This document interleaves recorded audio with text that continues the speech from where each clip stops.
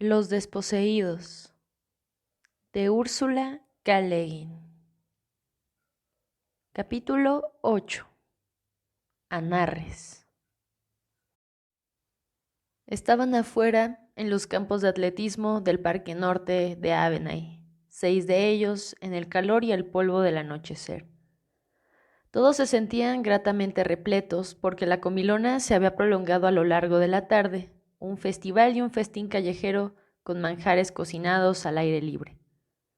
Era la fiesta de pleno verano, el día de la insurrección, conmemorado al primer gran levantamiento de Neo Eseya en el año Urrasti 740, hacía casi 200 años. Los cocineros y trabajadores del refectorio eran ese día los invitados de honor del resto de la comunidad, pues había sido un sindicato de cocineros y camareros el que iniciara la huelga que llevó a la insurrección. Había numerosas tradiciones y festivales de esa naturaleza en Anarres, algunos instituidos por los colonizadores y otros, como los de la cosecha y el solsticio, que habían surgido espontáneamente del ritmo natural de la vida en el planeta y la necesidad de quienes trabajaban juntos de celebrar juntos. Estaban conversando, todos en forma un tanto inconexa, excepto Takeber. Había bailado durante horas, había comido grandes cantidades de pan frito y encurtidos y se sentía muy animada. ¿Por qué a Kigot lo han mandado a las pesquerías del mar de Keran, donde tendrá que empezar todo de nuevo, mientras que a Turib le permiten investigar aquí mismo? Estaba diciendo. El sindicato de Takeber había sido incorporado a un proyecto que dependía directamente de la CPD, y Takeber se había convertido en una decidida defensora de algunas ideas de Vedap. Pues Kigot es un biólogo excelente que no está de acuerdo con las farragosas teorías de Simas, y Turib es una nulidad que en los baños le friega la espalda a Simas. Ya veréis que se encarga del programa cuando Simas se retire. Ella, Turib, os lo apuesto. ¿Qué significa esa expresión?, preguntó alguien que no se sentía dispuesto a la crítica social. Vedap, que había engordado de cintura y tomaba muy en serio la gimnasia, trotaba concienzudamente alrededor del campo de juegos. Los otros, sentados debajo de los árboles en un bando polvoriento, practicaban la gimnasia verbal. Es un verbo iótico, explicó Shevek, un juego de probabilidades común entre los Urrasti. El que adivina gana la propiedad del otro. Había dejado hacía tiempo de obedecer a Sabul, que le había prohibido hablar de la lengua iótica.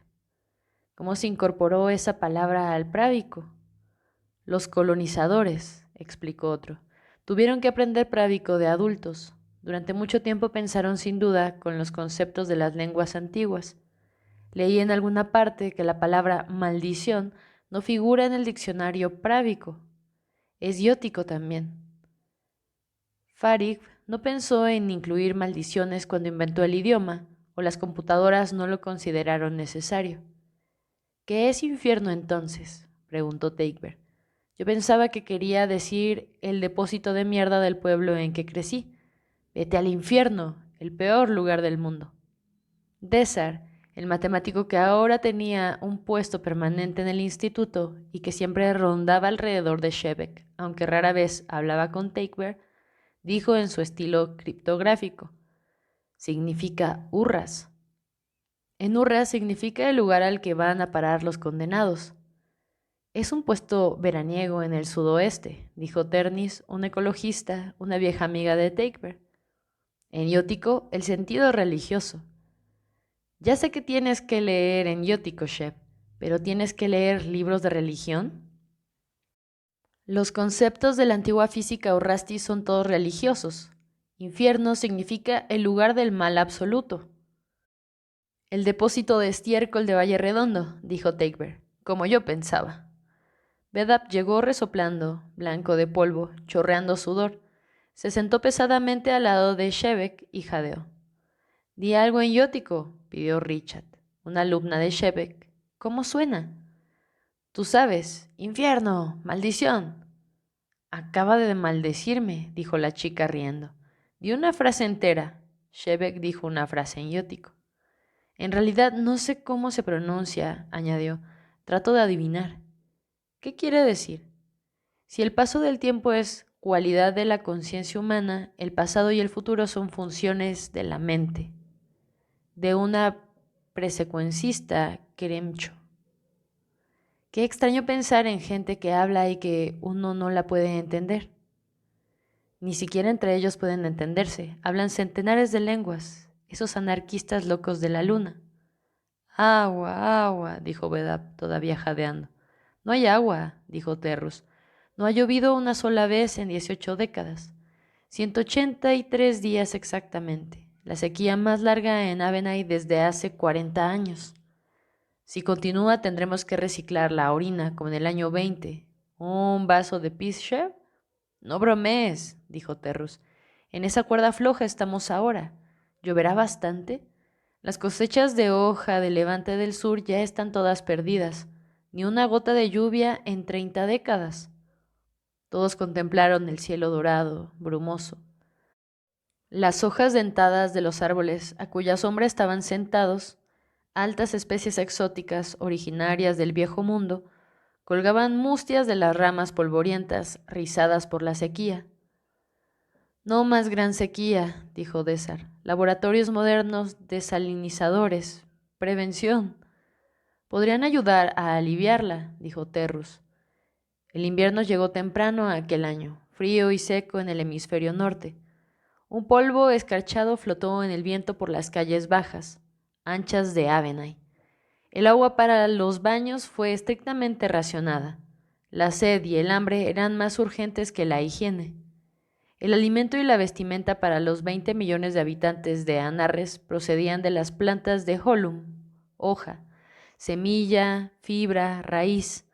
Había pilas de tejidos en los depósitos y almacenes, pero nunca había habido una reserva importante de alimentos. El agua iba a la tierra para mantener vivas las plantas. El polvo traído por el viento desde las regiones más secas del sur y del oeste manchaba de amarillo el cielo de la ciudad, antes despejado, diáfano, sin una nube. A veces, cuando el viento soplaba desde el norte, desde el Neceras, la neblina amarilla se disipaba y aparecía el cielo, brillante y vacío, de un azul oscuro purpúreo en el cenit. Teichberg estaba embarazada, y por lo general se sentía soñolienta y de buen talante. Soy un pez, decía, un pez en el agua. Estoy dentro del bebé que está dentro de mí. Pero a veces el trabajo la extenuaba o se quedaba con hambre, pues había reducido un poco las raciones. Las mujeres embarazadas, lo mismo que los niños y los viejos, tenían derecho a una comida extra diaria, un refrigerio a las 11, pero Teichberg los omitía a menudo a causa de las exigencias del trabajo. Ella podía prescindir de una comida, pero no los peces de laboratorio. Los amigos solían llevarle una parte de sus propias raciones o de las sobras del comedor, un bollo relleno o una fruta. Teichberg lo comía todo agradecida, pero tenía una desesperada necesidad de cosas dulces, y los dulces escaseaban. Cuando estaba cansada, perdía la paciencia y se irritaba con facilidad, y bastaba una palabra para que estallase. Al final de otoño, Shebeck completó el manuscrito de los principios de la simultaneidad. Se le entregó a Saúl para que lo aprobara y lo hiciera imprimir. Saúl lo retuvo una década, 2 décadas, 3 décadas y no decía nada. Shebeck preguntó. Saúl respondió que aún no había tenido tiempo de leerlo, que estaba demasiado ocupado. Shebeck esperó. Mediaba el invierno. El viento seco soplaba día tras día. El suelo estaba escarchado. Todo parecía haberse detenido, en una pausa sin sosiego, en espera de la lluvia, del nacimiento. El cuarto estaba a obscuras. En la ciudad acababan de encenderse las luces. Parecían débiles bajo el cielo alto de un gris sombrío. Teichberg entró, encendió la lámpara y se arrebujó en el abrigo junto a la reja del calefactor. ¡Oh, qué frío terrible! Siento los pies como si hubiera estado caminando sobre glaciares. Casi lloro en el camino. tanto me dolían. Estas podridas botas de propietario. ¿Por qué no somos capaces de hacer un par de botas decentes? ¿Por qué estás sentado ahí en la oscuridad? No sé. ¿Fuiste al comedor? Yo comí un bocado camino a casa en excedentes. Tuve que quedarme. Las crías de los cucuri estaban a punto de romper el cascarón y tuvimos que sacar los peces del estanque antes de que los adultos se los comieran. ¿Comiste? No. No te pongas lúgubre. Por favor, no te pongas lúgubre esta noche. Si una sola cosa más anda mal, me echaré a llorar. Estoy harta de llorar. Estas estúpidas hormonas, ojalá pudiera tener bebés como los peces, poner los huevos y alejarme nadando. A menos que nadara de vuelta y me los comiera. No te quedes así inmóvil como una estatua. No lo puedo soportar. Gimoteaba cuando se agachó para recibir el soplo cálido de la reja, mientras trataba de aflojarse las botas con los dedos entumecidos. Shevek no dijo nada. ¿Qué te pasa? No te quedarás así inmóvil todo el tiempo. Sabul me citó hoy. No va a recomendar que se publiquen los principios ni que se exporten. Dagobert dejó de forcejear con los cordones de las botas y se quedó muy quieta. Miró a Shevek por encima del hombro. ¿Qué dijo exactamente?, preguntó al fin. La crítica está sobre la mesa. Ella se levantó y arrastró los pies con una bota todavía puesta. Llegó hasta la mesa y leyó el papel, inclinándose las manos en los bolsillos del abrigo. El principio de que la física secuencial fundamenta la filosofía del tiempo ha sido reconocido y aceptado de común acuerdo en la sociedad odoniana desde la colonización de Anarres. Toda desviación egoísta de esta solidaridad primaria solo puede conducir a devaneos estériles, hipótesis impracticables e inútiles para el organismo social, o a la reiteración de las especulaciones supersticiosas de irresponsables científicos a sueldo en los estados explotadores de hurras. Ese aprovechado, ese farsante miserable y envidioso, predicando a Odo, ¿mandará esta crítica a la prensa? Dagobert se arrodilló para tratar de sacarse la bota. Le echó alguna mirada a Shevek, pero no se le acercó ni trató de tocarlo. Y durante un rato no dijo nada.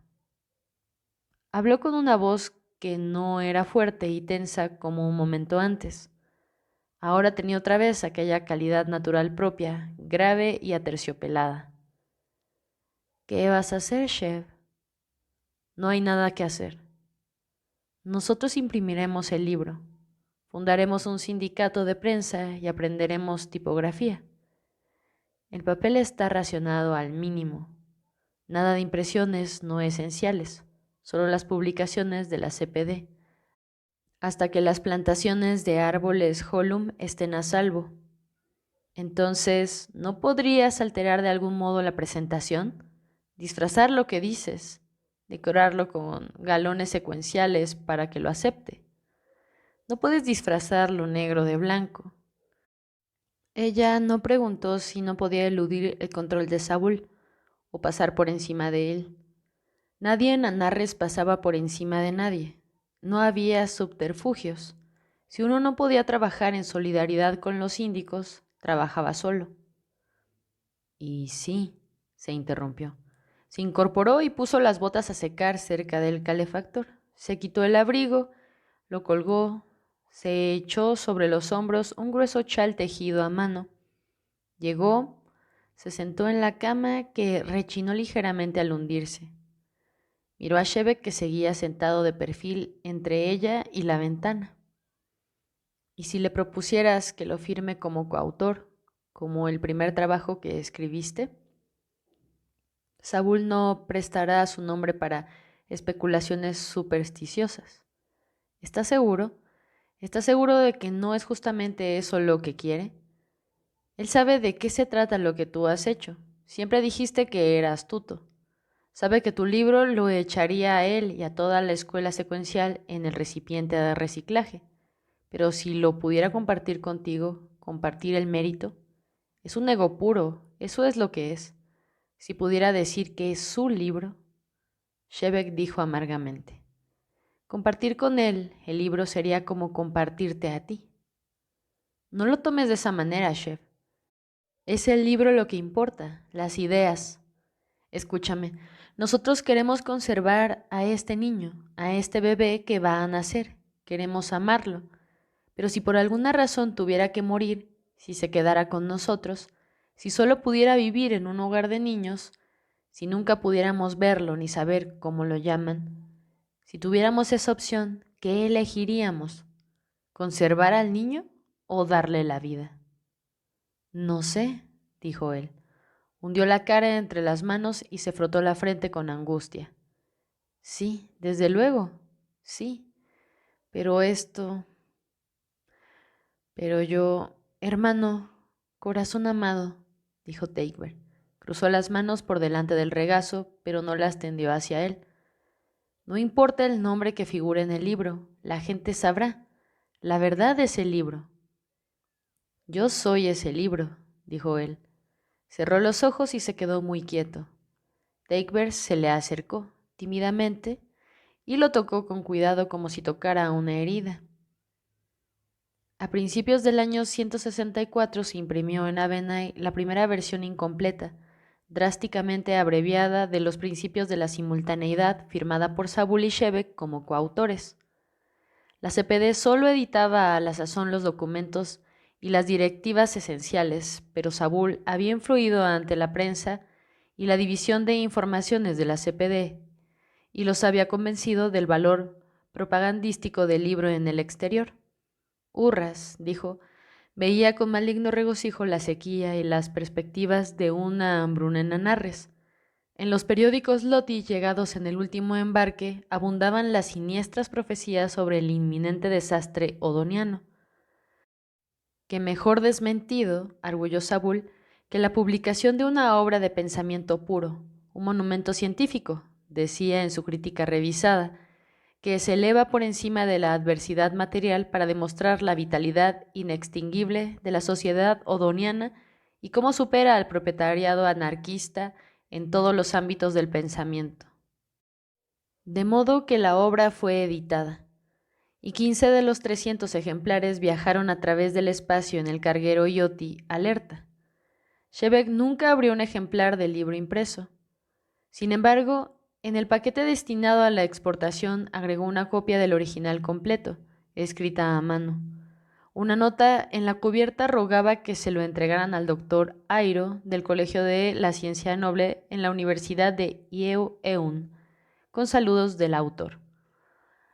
No cabía duda que Sabul que daría la aprobación final al paquete notaría la adición.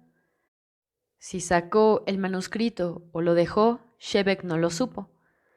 Quizá lo confiscó por despecho o lo dejó salir, convencido de que la versión que él había abreviado y mutilado no impresionaría a los físicos Urrasti. No le dijo nada a Shebek sobre el manuscrito. Shebek no preguntó. Shebek no habló mucho con nadie aquella primavera. Trabajó como voluntario en la construcción en una nueva planta de reciclaje de agua al sur de Avenay y estaba casi todo el día fuera de casa trabajando o enseñando. Reanudó sus estudios de física subatómica y a menudo pasaba las noches en el acelerador o en los laboratorios del instituto con los especialistas en partículas. Con Teichberg y los amigos se mostraba callado, sombrío, amable y frío. A Teichberg le había crecido un vientre enorme y caminaba como si llevara un cesto de ropa grande y pesado.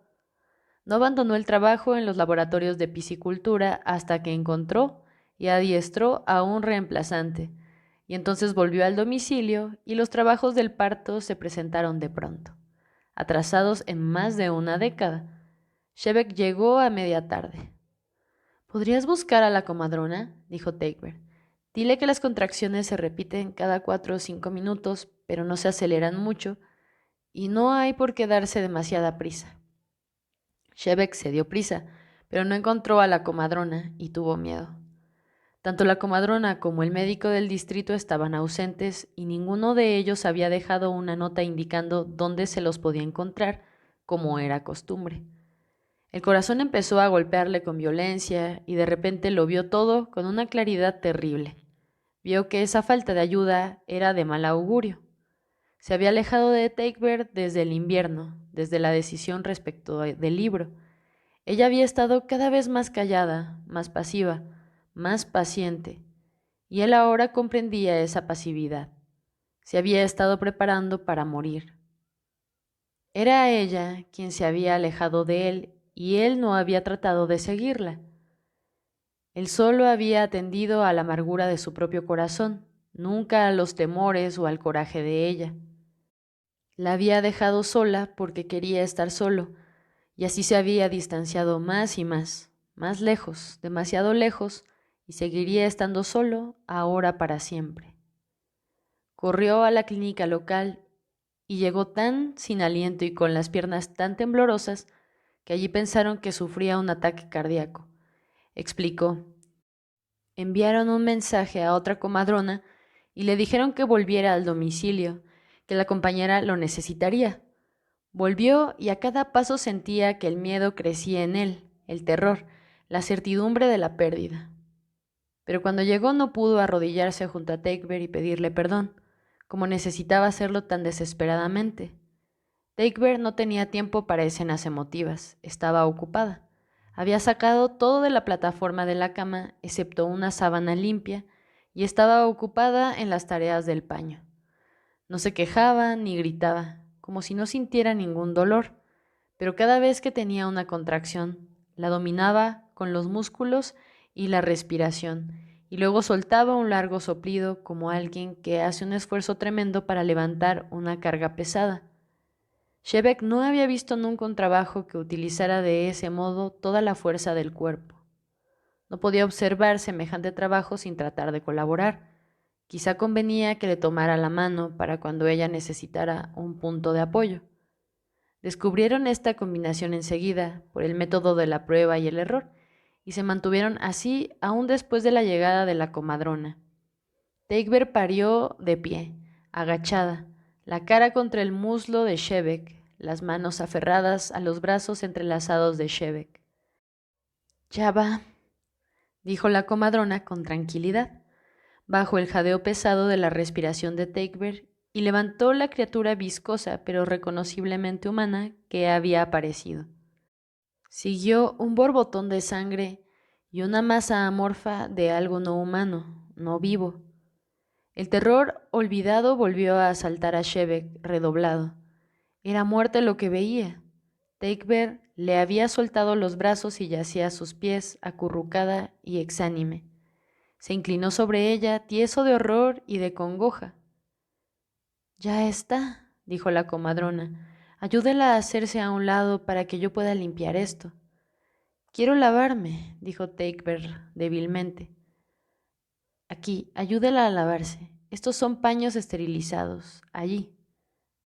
¡Guau, guau, guau! Dijo otra voz. La habitación parecía estar llena de gente. A ver ahora, dijo la comadrona. Llévele el bebé de nuevo, póngaselo en el pecho, para que ayude a parar la sangre. Quiero llevar esta placenta al congelador de la clínica. Tardaré 10 minutos. ¿Dónde está? ¿Dónde está él? En la cuna, dijo la comadrona mientras salía. Shebek descubrió la cama pequeñísima que había esperado lista en el rincón durante 4 décadas y dentro a la criatura. De algún modo, en medio de esa precipitación extrema de acontecimientos, la comadrona había encontrado un momento para limpiar a la criatura y hasta para ponerle camisa, y ya no estaba tan viscosa ni se parecía tanto a un pez como cuando la había visto por vez primera. La noche había llegado con la misma celeridad peculiar, la misma ausencia de tiempo. La lámpara estaba encendida. Shebek levantó al bebé para llevárselo a Takebird. El rostro era de una pequeñez increíble, con grandes párpados cerrados, de aspecto frágil. Tráemelo, le estaba diciendo Takebird. Oh, date prisa, tráemelo, por favor. Shebek llevó la criatura al otro lado del cuarto y con suma cautela la bajó hasta el estómago de Takebird. Ah, dijo ella en voz baja, una exclamación de triunfo. ¿Qué es? Preguntó luego de un momento con voz soñolienta. Shebek se había sentado junto a ella en el borde de la plataforma de la cama. Investigó cuidadosamente, un poco desorientado por la longitud de la camisa y la extraordinaria cortedad de las piernas. Niña. Volvió la comadrona. Trajinó por el cuarto poniendo las cosas en orden. Han hecho un buen trabajo, comentó hablándoles a los dos. Ellos asintieron con modestia. Vendré un momento por la mañana, dijo al marcharse. El bebé y Teigber dormían ya. Shebek apoyó la cabeza cerca de la de Teigber. Estaba habituado al grato olor almizclado de la piel de ella. Ahora era distinto. Se había transformado en un perfume intenso y tenue, grávido de sueño. Dulcemente pasó el brazo por encima de ella, que descansaba con el bebé al lado, sosteniéndolo contra el seno. En la alcoba, pesada de sueño, Shebek se quedó dormido. Un odoniano se decidía por la monogamia como si se tratara de una empresa colectiva de producción, un cuerpo de baile o una fábrica de jabón. Una sociedad era una federación tan voluntariamente constituida como cualquier otra. Mientras funcionaba bien, funcionaba, y si no funcionaba, dejaba de existir. No era una situación, sino una función. No requería otras sanciones que las de la conciencia individual. Todo esto respondía plenamente a la teoría social odoniana. La validez de la promesa, aun una promesa de término indefinido, era parte de la trama misma del pensamiento odoniano. Y aunque el énfasis con que Odo defendía la libertad de cambio parecía invalidar la idea misma de promesa o de voto, era precisamente esa libertad lo que daba significado a la promesa. Una promesa es una dirección elegida, una autolimitación de la opción. Como lo señalaba Odo, si el ser humano no toma una dirección, si no va a ninguna parte, no conocerá el cambio. La libertad de elección y de cambio inherente al ser humano quedará sin utilizar, lo mismo que si estuviera en la cárcel. Una cárcel que él mismo se ha construido, un laberinto en el que ningún camino es mejor que otro. Así pues, para Odo la promesa, el compromiso, la idea de fidelidad era esencial dentro de la complejidad de la libertad. Mucha gente opinaba que ese concepto de fidelidad no era aplicable a la vida sexual. La feminidad, decían, la había impulsado a rechazar la verdadera libertad sexual. Y en este aspecto, si no en otros, Odo no había escrito para los hombres. Había tantas mujeres como hombres que objetaban lo mismo, de modo que no era la masculinidad lo que Odo parecía no haber comprendido, sino todo un tipo o sector de género humano, aquellas personas para quienes la experimentación es el alma misma del placer sexual. No obstante, aunque pudiera no haberlos comprendido y los considerara probablemente aberraciones del propietariado, ya que la especie humana es, si no una especie esclava de la pareja, al menos una especie esclava en el tiempo, Odo había tenido más en cuenta a los promiscuos que a aquellos que pretendían una larga vida en pareja. No había ninguna ley, ninguna limitación, ninguna penalidad ni castigo, ninguna censura que reprimiese las prácticas sexuales de cualquier índole, salvo la violación de una mujer o un niño, caso en el que los vecinos podían tomar represalias por cuenta propia. Si el violador no iba a parar prontamente a las manos más benévolas de un centro de terapia.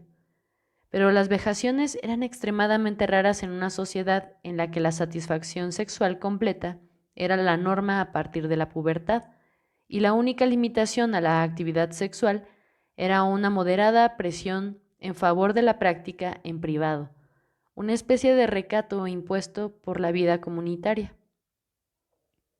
Por el contrario, aquellos que se comprometían a formar y mantener una pareja, ya fuese homosexual o heterosexual, tropezaban con problemas desconocidos para quienes se contentaban con el sexo, dónde y cómo lo encontrasen.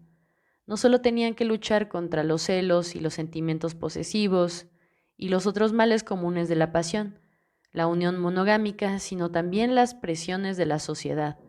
Una pareja se constituía dando siempre por sentado que las exigencias de la distribución del trabajo podían separarlos en cualquier momento. La Diptrab, La administración de la división de trabajo procuraba que las parejas permanecieran juntas o reunirlas lo más pronto posible cuando los miembros lo pedían. Pero esto no siempre podía hacerse, sobre todo en los casos de emergencia, y nadie pretendía que la Deep Trap rehiciera listas enteras o reprogramara las computadoras para resolver el conflicto. Todo Ana Resti sabía que para sobrevivir tenía que estar dispuesto a ir a donde lo necesitaran y hacer el trabajo que fuera necesario. Crecía con la conciencia de que la distribución del trabajo era un factor fundamental de la vida, una necesidad social inmediata y permanente.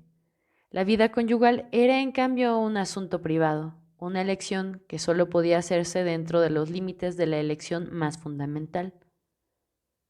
Pero cuando una dirección es libremente elegida y seguida de buena fe, todas las circunstancias pueden presentarse como favorables.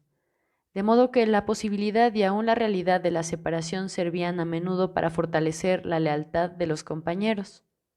Mantener una fidelidad genuina y espontánea en el seno de una sociedad que no imponía sanciones morales contra la infidelidad y mantenerla durante separaciones voluntariamente aceptadas, que podía sobrevivir en cualquier momento y prolongarse durante años, era una suerte de desafío.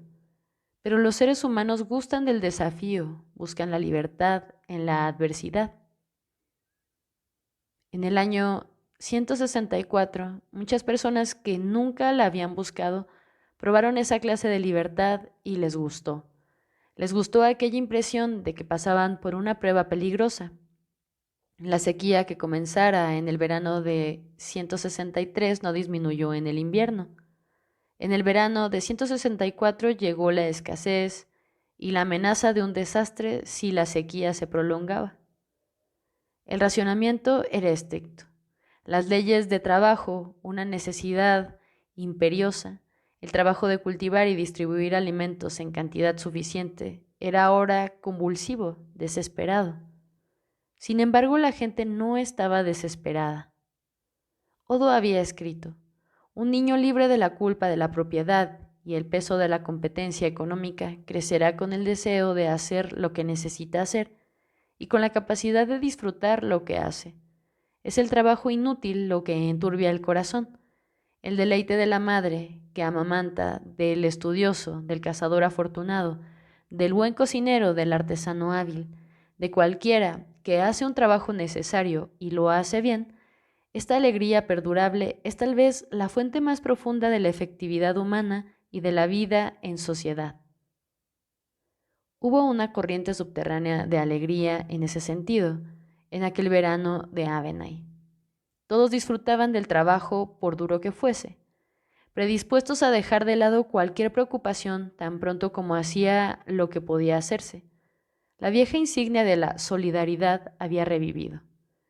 Entusiasmaba descubrir que al fin y al cabo el vínculo era más fuerte que todo cuanto lo ponía a prueba.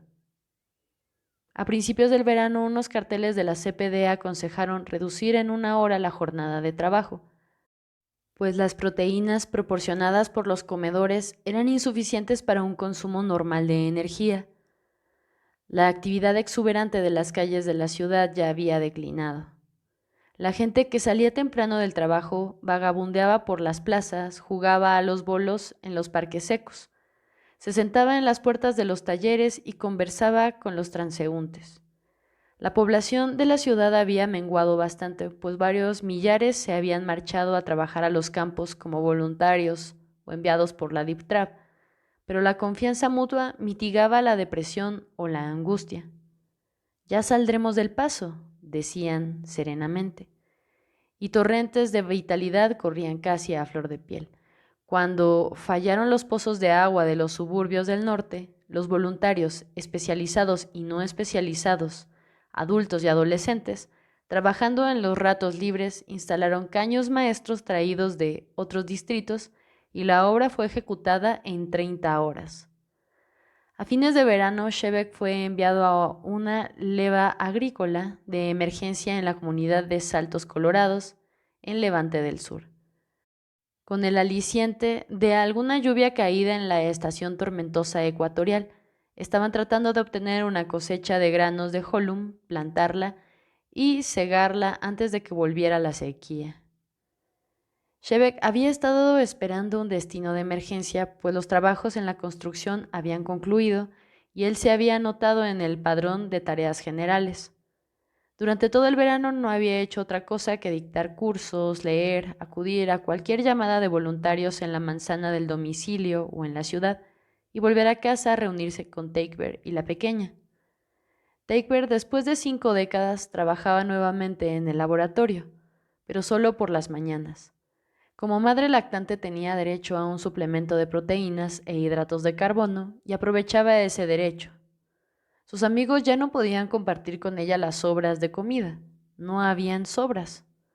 Takebert estaba delgada, pero se sentía cada vez mejor, y la niña era pequeña pero robusta. Shebek disfrutaba mucho con la niña. Como la tenía a su cargo por las mañanas, solo la dejaba en la escuela de párvulos cuando él daba clase o trabajaba como voluntario, tenía la convicción de que la niña lo necesitaba.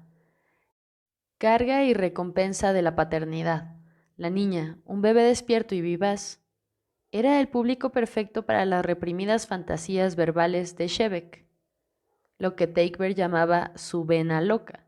Sentaba a la pequeña sobre las rodillas y le recitaba descabelladas conferencias cosmológicas, explicándole por qué el tiempo era en realidad el espacio vuelto del revés, y el cronón, la víscera dada vuelta del quantum, y la distancia, una de las propiedades accidentales de la luz. Le ponía a la niña apodos extravagantes y siempre distintos, y le enumeraba mnemotecnias absurdas. El tiempo es besánico, el tiempo es tiránico, supermecánico, superorgánico, ¡pop! Y ahí la pequeña daba un salto en el aire, chillando y gritando los puños gordenzuelos. Los dos se sentían muy satisfechos con estos ejercicios. Cuando recibió el aviso de un nuevo destino, se sintió desgarrado.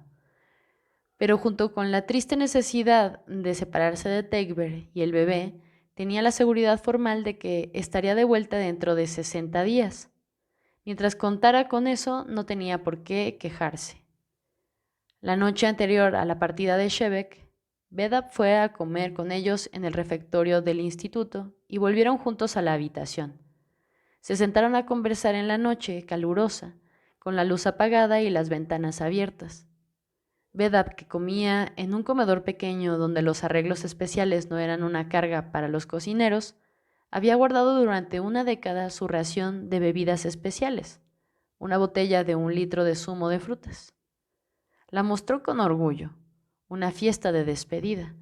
Lo repartieron y lo saborearon lentamente, arqueando las lenguas. ¿Te acuerdas? Dijo Takebert, de aquella comilona la noche antes de que partieras del poniente del norte. Yo comí 9 de aquellos pastelillos fritos. Tenías el pelo como entonces, dijo Shebek, sorprendido por aquella imagen que nunca había comparado con la Takebert actual. Esa eras tú, ¿no? ¿Quién te imaginas que era? Diantre, qué niña eras entonces. También tú eras un niño. Ya han pasado 10 años. Me había cortado el pelo para parecer distinta e interesante. No me sirvió de mucho. Takebert se rió con una risa fuerte, alegre, que sofocó enseguida para no despertar al bebé, dormido detrás del biombo. Nada, sin embargo, despertaba a la niña una vez que se dormía. ¿Cuánto deseaba entonces ser diferente? Me pregunto por qué era así. Hay un momento alrededor de los 20, dijo Bedab, en que tienes que elegir si serás como todo el mundo por el resto de tus días o aprovecharás tus propias peculiaridades. O por lo menos las aceptarás con resignación, dijo Shebek. Sheb pasa por una crisis de resignación, explicó Takebert. Es la vejez que se acerca. Ha de ser terrible de tener 30 años. No te preocupes, tú no te resignarás ni a los 90, dijo Bedab, palmándole la espalda. ¿Acaso te has resignado al nombre de tu hija? Los nombres de 5 y 6 letras emitidas por la computadora del registro central y que eran únicos para cada individuo viviente reemplazaban a los números que una sociedad que utilizaba computadoras tendría que haber asignado a sus miembros. Una Narresti no necesitaba otra identificación que la del nombre. El nombre, por lo tanto, era considerado parte importante del yo, aunque uno no pudiera elegirlo más que la nariz o la estatura. A Teichberg no le gustaba el nombre que le había tocado a la niña, Sadik. Todavía me suena a un buen bocado de pedregullo, dijo. No le sienta. A mí me gusta, dijo Shebeck. Me suena a chica alta y espigada de largos cabellos negros. Pero es una niña bajita y gorda de cabellos invisibles, observó Bedap. Dale tiempo, hermano. Escuchad, pronunciaré un discurso. ¡Que hable, que hable! ¡Shh! ¿Pero por qué? A esa criatura no la despierta ni un cataclismo. Cállate. Me siento emocionado.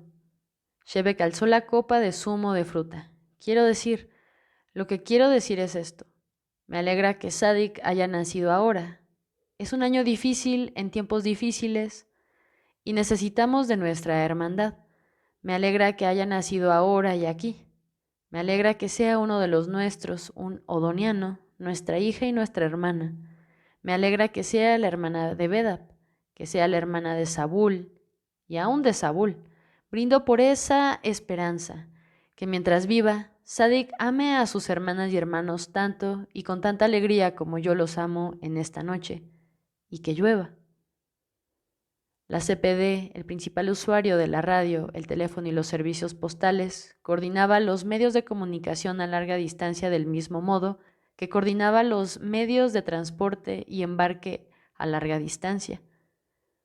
Como en Anarres no existía el comercio, en el sentido de promoción, propaganda, inversiones, especulaciones y otras cosas por el estilo, el correo se ocupaba fundamentalmente de la correspondencia entre los sindicatos industriales y profesionales, las directivas y los boletines informativos de estos, además de los de la CPD y un reducido volumen de cartas privadas.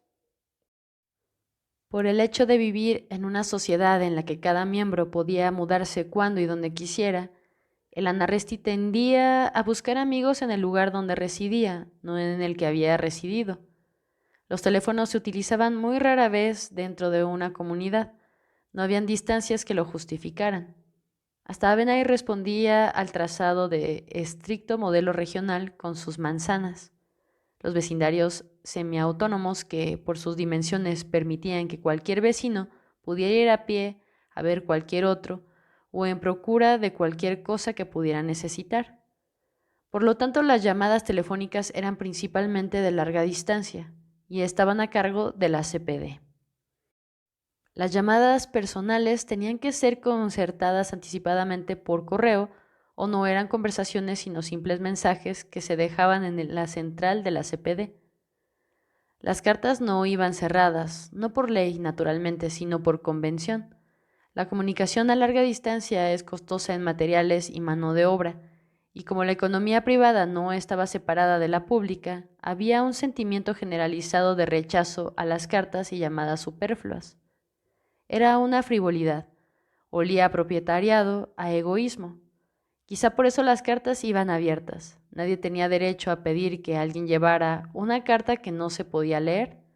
Las cartas viajaban en un dirigible correo de la CPD. Si uno tenía suerte y si no la tenía, en un tren de provisiones. Llegaban finalmente a la estafeta de la población de destino y allí quedaban, pues no había carteros, hasta que alguien avisaba al destinatario y éste recogía la carta. No obstante, era el individuo quien decidía lo que necesitaba y lo que no necesitaba. Shebeck y Teichberg se escribían regularmente, alrededor de una vez por década. Shebeck escribió: El viaje no fue malo, 3 días. Un furgón carril de pasajeros directo. Esta es una leva grande, 3.000 personas, dicen. Los efectos de la sequía son mucho peores aquí, no así la escasez. La ración en los comedores es la misma que en Abenay, solo que aquí te sirven hojas de gara cocidas en las 2 comidas diarias, pues han tenido un excedente. También nosotros empezamos a creer que hemos tenido un excedente, pero aquí lo terrible es el clima. Esto es la polvareda. El aire es seco y el viento sopla día y noche. Hay lluvias breves, pero una hora después de la lluvia, el suelo se disgrega y el polvo se levanta. En esta estación ha llovido menos de la mitad de la media anual. Todo el mundo en el proyecto tiene los labios resquebrajados, los ojos irritados, hemorragias nasales y tos. Entre quienes viven en Saltos Colorados hay mucha tos del polvo. Los bebés en particular lo pasan muy mal. Se ven muchos con la piel y los ojos inflamados. Me pregunto si lo hubiera notado medio año atrás. La paternidad te hace más perceptivo.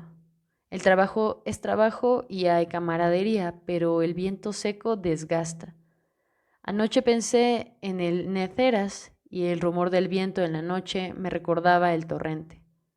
No lamentaré esta separación. Me he dado cuenta de que había empezado a dar menos, como si yo te poseyera a ti y tú a mí, y no hubiera otra cosa que hacer. La realidad no tiene nada que ver con la posesión. Lo que nosotros hacemos es corroborar la totalidad del tiempo. Cuéntame de Sadik. En los días libres estoy dando clases a un grupo de gente que las pidió. Una de las jóvenes es una matemática nata. Pienso recomendarla al instituto. Tu hermano, Shevek. Takeberg escribió: Hay algo raro que me preocupa. Las clases para el tercer trimestre fueron asignadas 3 días atrás y fui a averiguar qué horario tendrías en el instituto, pero en la lista no figuraba ninguna clase ni ninguna sala para ti.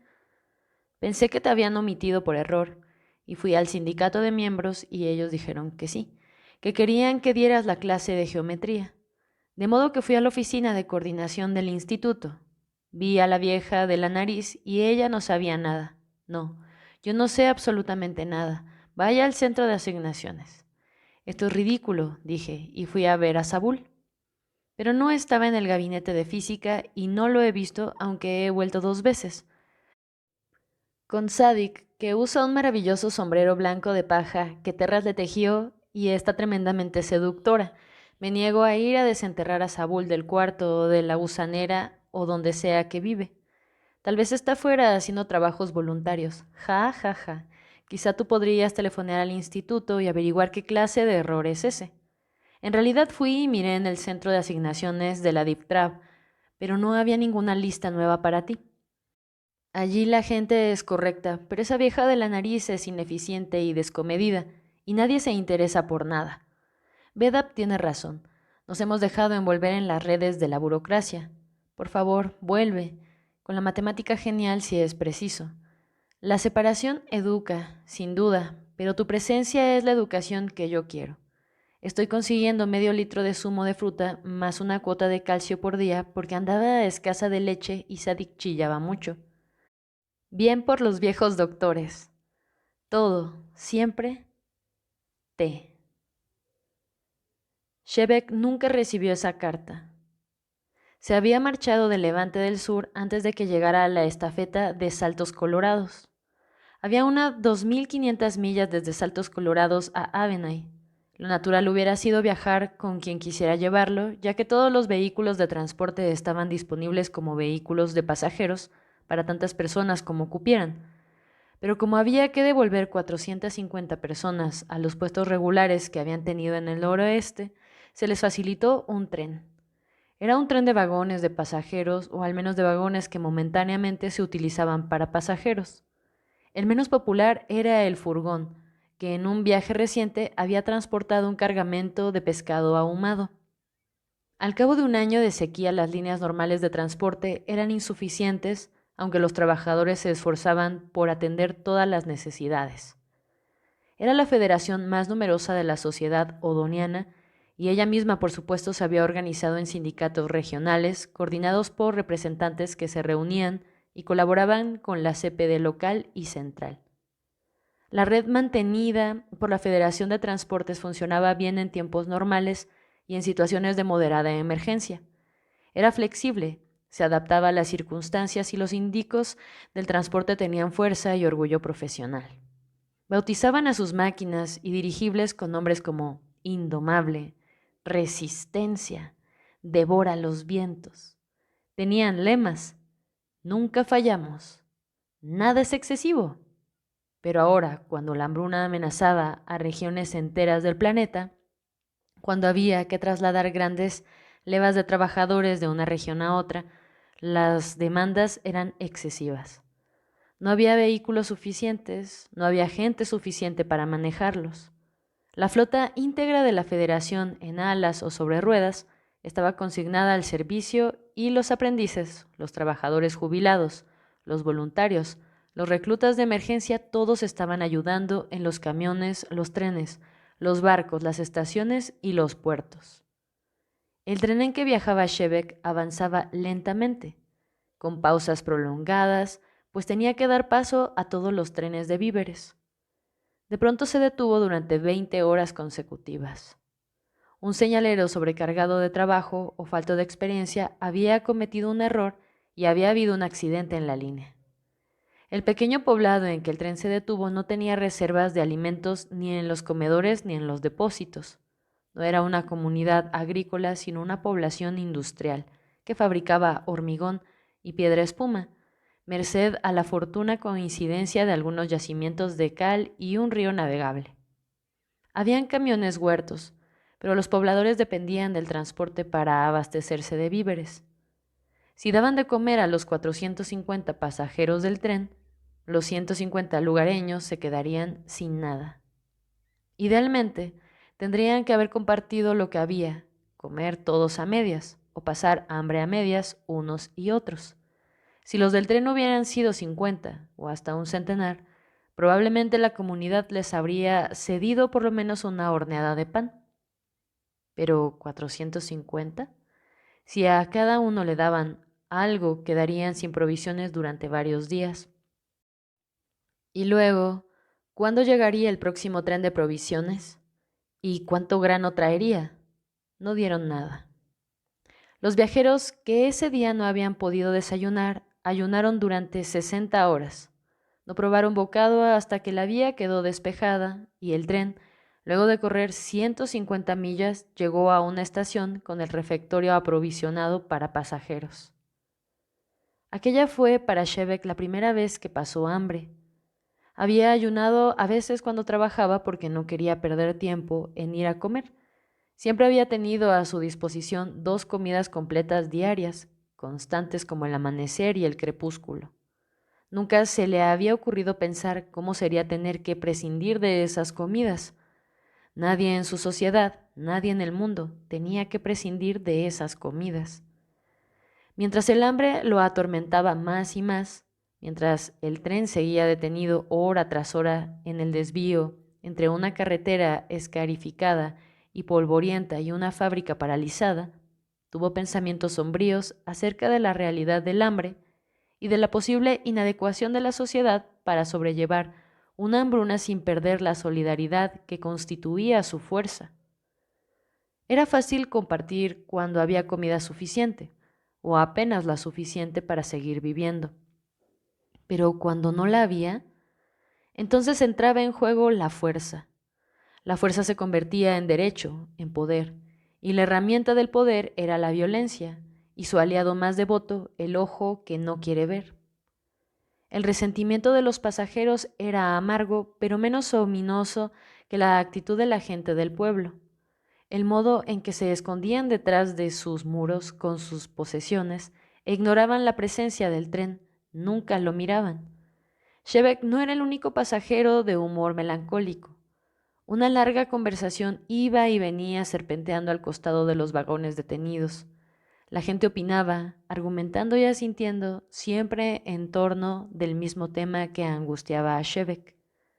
Una discusión a los camiones huertos fue propuesta seriamente y discutida con amargura, y quizá la hubieran llevado a la práctica si el silbato del tren no hubiese anunciado la partida. Pero cuando por fin entró arrastrándose en la estación siguiente y pudieron comer media hogaza de pan de Holum y un tazón de sopa, la melancolía se transformó en exaltación. Cuando se llegaba al fondo del tazón, se descubría que la sopa era bastante chirle, pero el primer sabor había sido maravilloso. Valía la pena el ayuno. Todos estuvieron de acuerdo. Volvieron al tren riendo y bromeando juntos. Habían salido del paso. Un tren de carga recogió a los pasajeros de Avenay en la colina Ecuador y los llevó las últimas 500 millas. Llegaron tarde a la ciudad en una noche ventosa de principios de otoño. Era casi medianoche. Las calles estaban desiertas. El viento corría por las calles como un río seco y turbulento. Arriba, por encima de los débiles faroles, las estrellas brillaban con una luz clara y trémula. La tormenta seca del otoño y de la pasión arrastró a Shevek por las calles, casi corriendo, 3 millas hasta el sector norte, solo en la ciudad oscura. Subió de un salto a los 3 peldaños del portal, corrió a través del vestíbulo, llegó a la puerta, la abrió. La habitación estaba a oscuras. Las estrellas ardían en las ventanas. «Take Bear», dijo, y oyó el silencio. Antes de encender la lámpara, allí en la oscuridad, en el silencio, supo de pronto lo que era la separación. Nada faltaba allí, nada había que pudiese faltar, solo Sadik y Take. Los ocupantes del espacio deshabitado giraban lentamente con un leve centelleo en la brisa que entraba por la puerta. Había una carta sobre la mesa, 2 cartas, una de Take. Era breve. La habían llamado a un puesto de emergencia en los laboratorios de algas comestibles del noreste por un tiempo indeterminado. Decía: «No podía a conciencia negarme ahora. Fui y hablé con ellos en DIFTRAV y leí además el proyecto presentado a Ecología de la CPD. Y es cierto que me necesitan, pues he trabajado exactamente en este ciclo alga, ciliado, camarón, cucuri. Pedí en DIFTRAV que te destinaran a Roini, pero por supuesto no harán nada hasta que tú también lo pidas. Y si no es posible a causa de tu trabajo en el instituto, no lo pedirás. En última instancia, si la cosa se prolonga demasiado, les diré que se busquen otra genetista y volveré. Sadik está muy bien. No me quedaré mucho tiempo. Todo, de por vida. Tu hermana, Take. Oh, por favor, ven si puedes».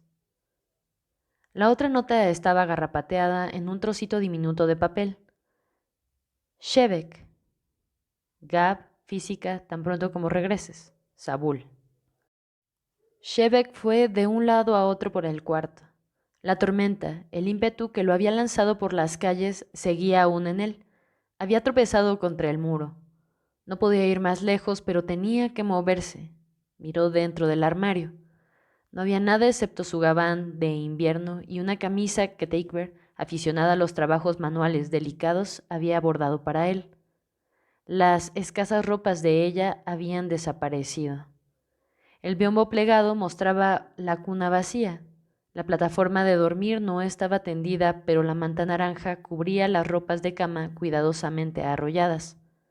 Shevek fue otra vez hasta la mesa y volvió a leer la carta de Take. Los ojos se le llenaron de lágrimas, de furia. Temblaba sacudido por la rabia de la decepción, la ira, un mal presentimiento. No le podía echar la culpa a nadie, eso era lo peor. Take era necesaria para luchar contra el hambre de ella, de él, de Sadik. La sociedad no estaba contra ellos, estaba por ellos, era ellos. Pero él había renunciado a su libro, a su amor y a su hija. ¿Hasta dónde se le puede pedir a un hombre que renuncie? «Infierno», dijo en voz alta. El právico no era un idioma apropiado para maldecir. Es difícil maldecir cuando el sexo no es sucio y la blasfemia no existe. «¡Oh, infierno!», repitió. Arrugó la desaliñada nota de Sabul y golpeó con los puños cerrados el borde de la mesa, como vengándose 3 veces, buscando apasionadamente el dolor, pero no quedaba nada. No había nada que pudiera hacer, ningún sitio a donde ir. Lo único que finalmente le quedó por hacer fue desenrollar la ropa de cama, acostarse a solas y dormir con pesadillas y sin consuelo. Temprano por la mañana golpeó Bunub. La atendió en la puerta, sin hacerse a un lado para que pudiera pasar. Bunub era la vecina del fondo del corredor, una mujer de 50 años que trabajaba de mecánica en la fábrica de motores para vehículos aéreos. Takeper siempre la había encontrado divertida, pero a Shebek lo enfurecía. Ante todo codiciaba el cuarto de ellos. Lo había solicitado la primera vez que quedara vacante, decía, pero la animosidad de la encargada de la manzana le había impedido conseguirlo. El de ella no tenía la ventana rinconera, el objeto de su envidia incurable. Sin embargo, era un cuarto doble y ella vivía sola, lo que era egoísta de parte de ella, dada la escasez de viviendas. Pero Shevek nunca hubiera perdido el tiempo en discusiones si ella no lo hubiera obligado tratando de excusarse. Ella explicaba y explicaba. Tenía un compañero para toda la vida, igual que vosotros dos. Sonrisa boba. Pero ¿dónde estaba el compañero? Por alguna razón siempre se lo mencionaba en tiempo pasado. Mientras tanto el cuarto doble quedaba perfectamente justificado por la procesión de hombres que cruzaban la puerta de Bunup, un hombre diferente cada noche, como si Bunup fuese una ardorosa muchacha de 17. Dagobert observaba el desfile con admiración. Bunup iba a verla y le hablaba de los hombres, y se quejaba, se quejaba. No tenía un cuarto en la esquina, era solo uno de los innumerables motivos de resentimiento de Bunup. Tenía una mente insidiosa además de envidiosa, capaz de ver el mal en todas las cosas y tomárselo a pecho. La fábrica donde trabajaba era un ponzoñoso montón de incompetencia, favoritismo y sabotaje. Las asambleas sindicales eran un verdadero manicomio de insinuaciones pérfidas, todas contra ella. El organismo social íntegro estaba dedicado a la persecución de Bunup. Todo esto hacía reír a Dagobert, a veces a mandíbula batiente en la cara misma de Bunup. «Oh, Bunup, eres tan cómica», jadeaba, y la mujer, de pelo gris, la boca fina, los ojos bajos, sonreía débilmente, no ofendida en absoluto, y continuaba con aquella monstruosa retahíla. Shevek sabía que Dagobert hacía bien en reírse de ella, pero él no podía reírse. «Es terrible». Bunup se escurrió por delante de Shevek y se encaminó en línea recta a la mesa a leer la carta de Dagobert. La tomó. Shevek se la arrancó de la mano con una celeridad tranquila para la cual Bunup no estaba preparada. Sencillamente terrible. Ni siquiera una década de preaviso. Simplemente, ven aquí ahora y dicen que somos gente libre. Se supone que somos gente libre. Bonita burla. Destruir de esa manera una sociedad feliz. Eso es lo que hicieron, ¿sabes? Están en contra de las parejas, puedes verlo todo el tiempo. Mandan a los compañeros a sitios diferentes a propósito. Eso fue lo que hicieron conmigo y con Levex. La misma cosa. Nunca más volveremos a estar juntos, no con toda la Diptrav alineada contra nosotros. Y allí está la cunita, vacía.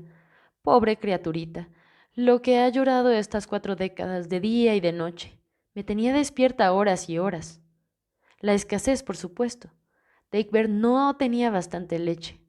Mandar a una madre lactante allá, a un puesto, a centenares de millas, ¿te imaginas? No creo que puedas reunirte allá con ella. ¿Dónde fue que la mandaron?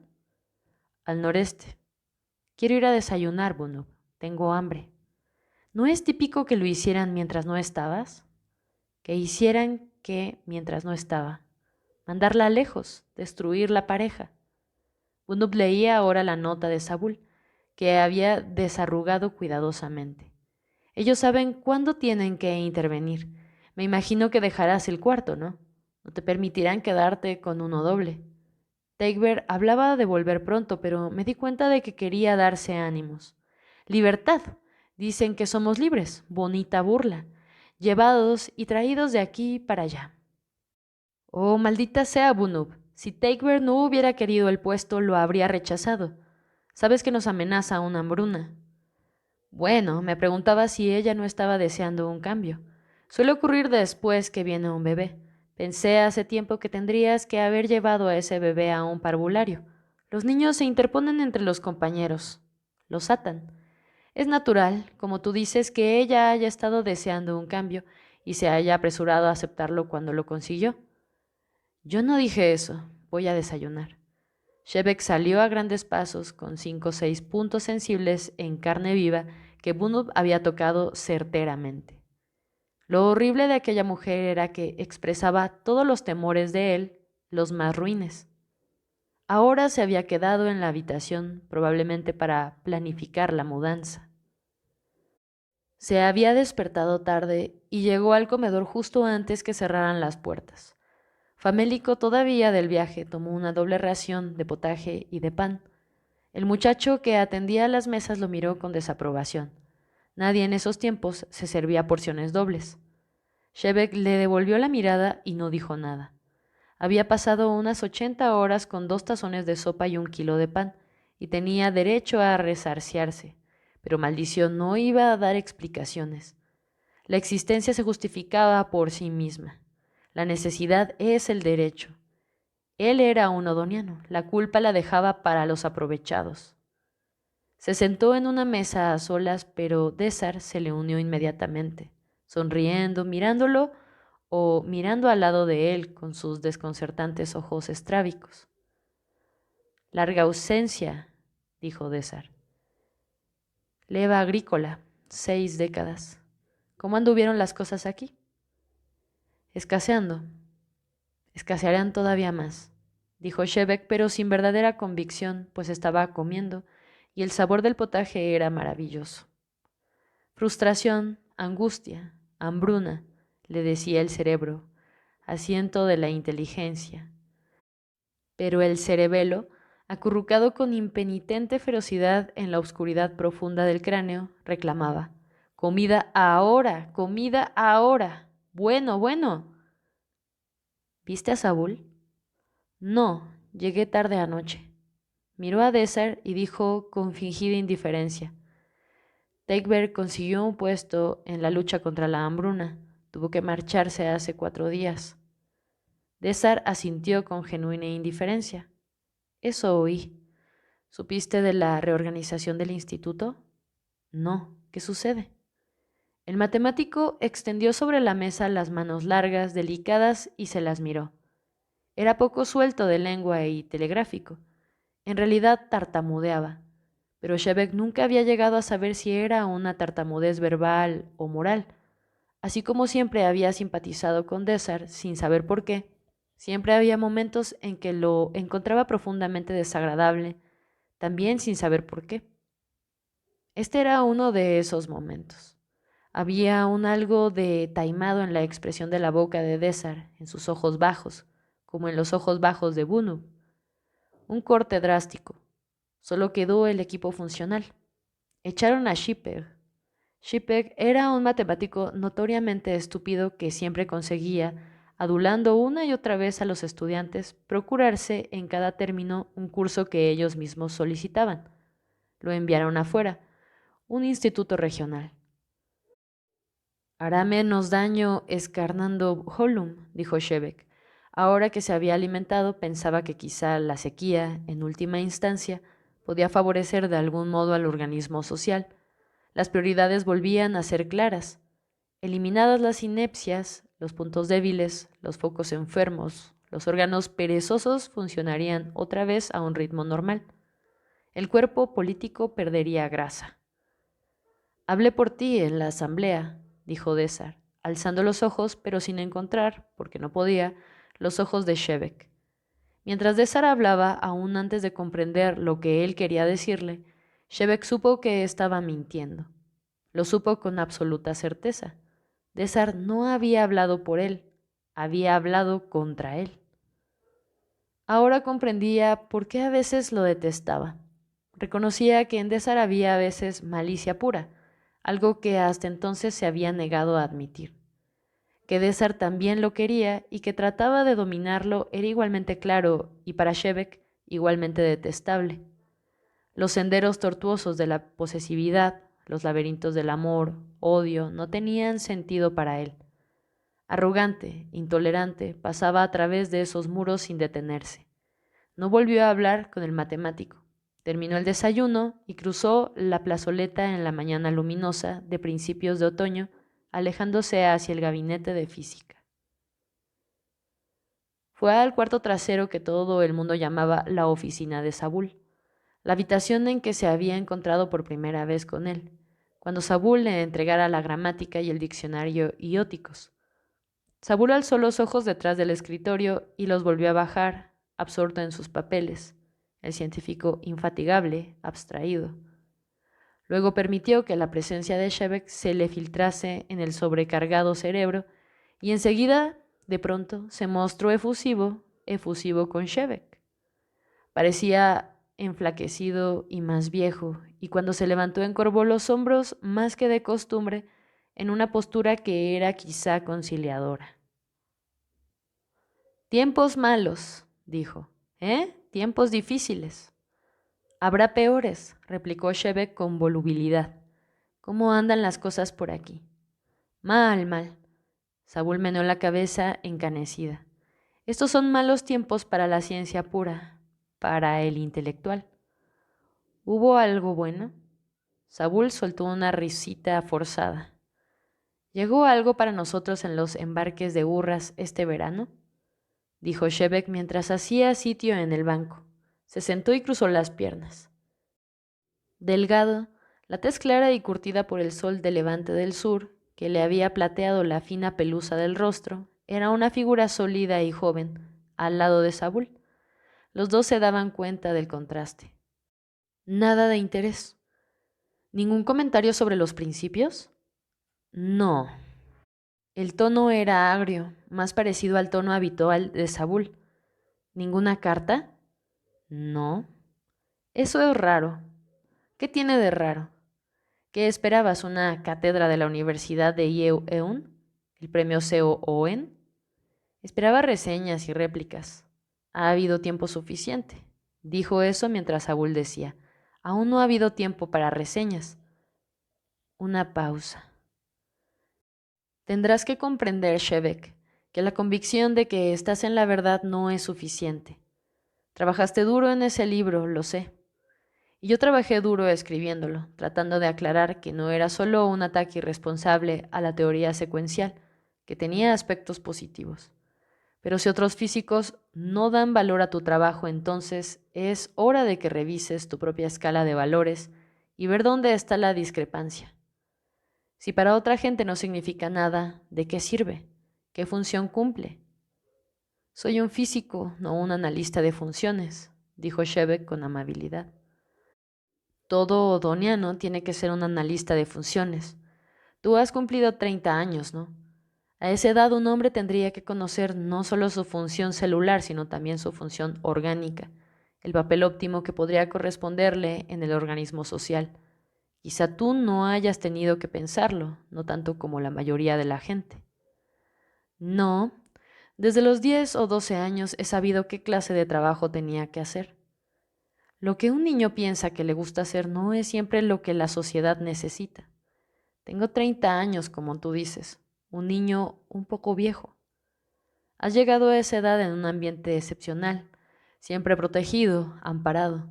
Primero, el Instituto Regional de Poniente del Norte y un proyecto de replantación forestal y proyectos agrícolas y enseñanza práctica y comités de distritos y trabajos voluntarios desde que empezó la sequía, la cantidad habitual de Keglish necesario.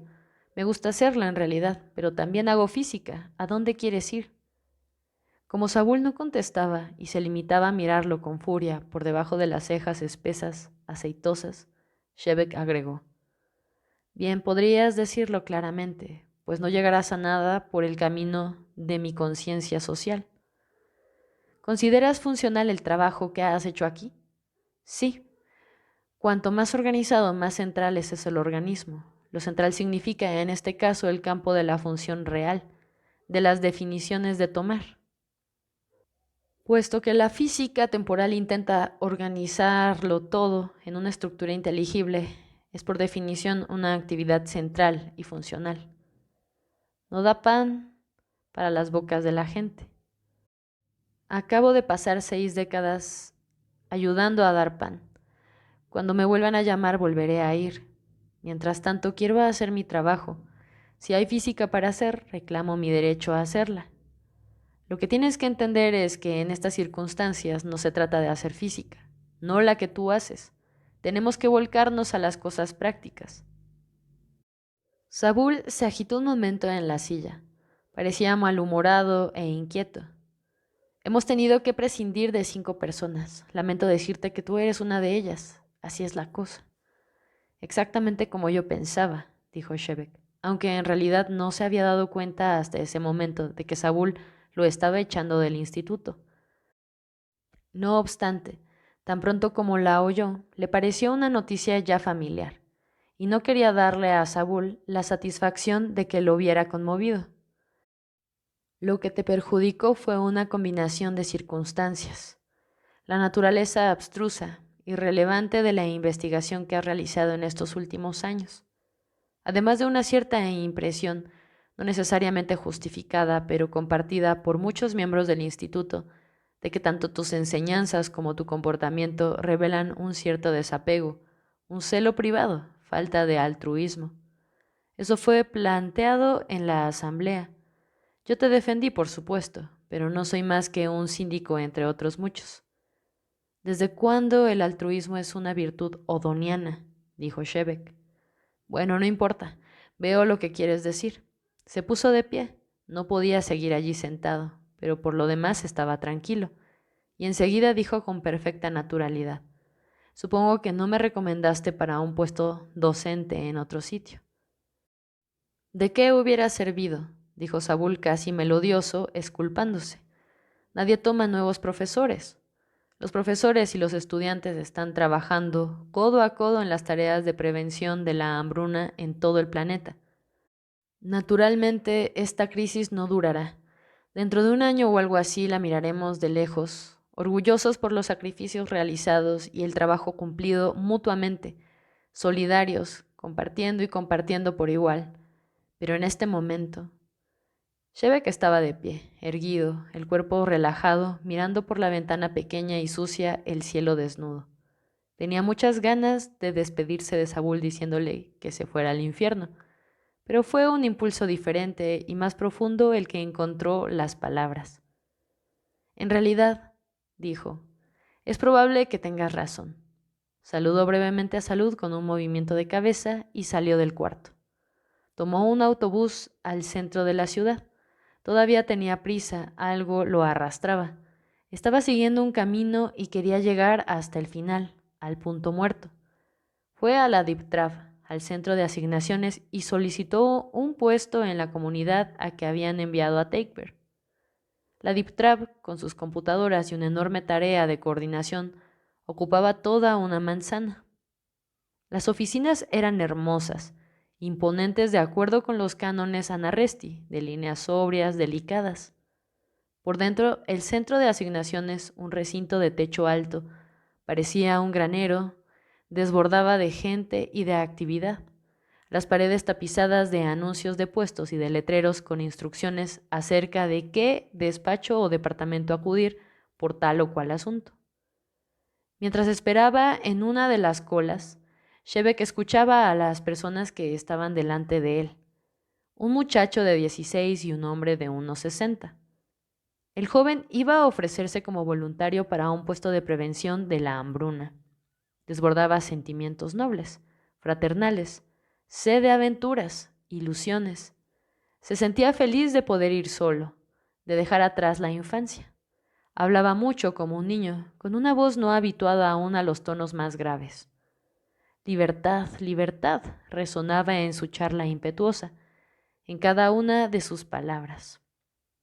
Y la voz del viejo gruñía y retumbaba, regañona, pero no amenazante, zumbona, pero no desalentadora.